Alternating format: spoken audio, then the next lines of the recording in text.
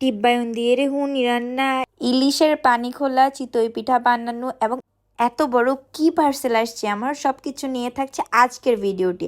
আসসালামু আলাইকুম everyone, welcome to Hafsa's little corner of the internet day 6। As you know guys, আমার আব্বু আসছে, সো আম্মু সকালবেলা ব্রেকফাস্ট হচ্ছে গরম গরম চিতই পিঠা আর হাঁসের মাংস ছিল। আমি সবসময় আমার মর্নিং কফি এবং ব্রেকফাস্ট এরকম নেচার দেখে খেতেই পছন্দ করি। এরপর আমার অনেক ভারী একটা পার্সেল আসছে, as you can see guys, আমি আলগাইতে পারতেছি না, এত ভারী ছিল এন্ড অনেক সুন্দর প্যাকেজিং ছিল। এই প্যাকেজিং খুলতে আমার অবস্থা খারাপ এন্ড সি আমি ব্রেকফাস্টও শেষ করতে পারি নাই। হ্যাঁ, তোমরা ঠিকই দেখতেছো যে আমার দুইটা কুটো কুটো গাছ আসছে এন্ড এগুলো আমি গিফট পাইছি। আফটার ব্রেকফাস্ট আমি অনেক কড়া করে একটা কফি খাইছি। আজকে বাসায় লাঞ্চে ছিল ইলিশের পানি খোলা আর হচ্ছে ভেজিটেবল, আর এদিকে হচ্ছে আমার এক্সাম আছে, তাই একদিকে আম্মু খাওয়াই দিচ্ছে আরেকদিকে আব্বু খাওয়াই দিচ্ছে। জি, আমি ওদের দুজনের মাঝখানে। তোমরা সবাই জানো যে আমি একমাত্র সন্তান, আমার কোনো সিবলিংস নাই, সো প্যাম্পারিং একটু বেশিই পাই আমি।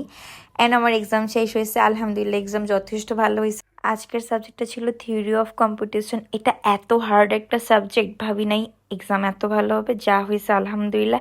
অ্যান্ড আজকে এই কঠিন এক্সামের মাধ্যমে আমার সেমিস্টার শেষ হয়েছে অ্যান্ড আফটার এক্সাম নিজেকে প্যাম্পার করার জন্য পার্লারে চলে গিয়েছি, কারণ এতদিন এক্সামের কারণে এত প্রেশার দিছি নিজের উপর, সেলফ কেয়ার তেমন করতেই পারিনি।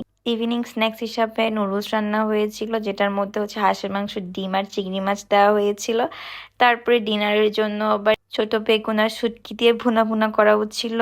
গরম গরম ভাত সাথে এই তরকারিটা ভাই এত সেরা বলার বাহিরে।